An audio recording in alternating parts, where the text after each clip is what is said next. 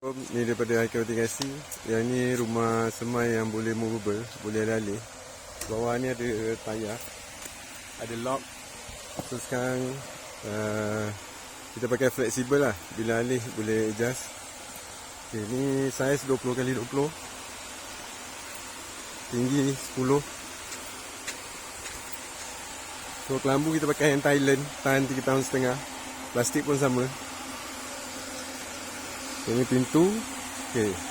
Kat sini kita ada letak exhaust fan besi lah, dan timer. So untuk keluarkan haba supaya dalam rumah ni tak panas. Lepas tu kita ada letak kipas. So masa buat kerja boleh on kipas ni. So dia punya timer, dia akan jalan time panas lah. Nanti boleh adjust lah. Pukul 10.30 sampai 11, 12 sampai 12.30, 1.30 hari sampai 2 petang, 3 petang sampai 3.30 petang, last 4.30 sampai 5 petang. So kat sini plug untuk pump. So kalau kita tengok sini ada 2 set rak lah.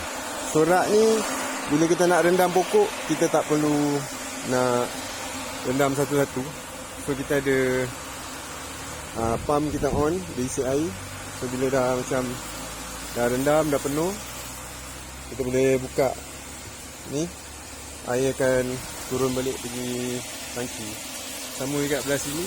Belah sini rak ni 16 kaki. Satu rak boleh muat 22 tray.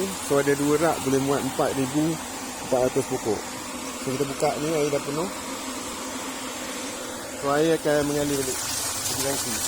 So kita nak rendam baju AB ke, nak rendam air kosong ke, tak ada masalah.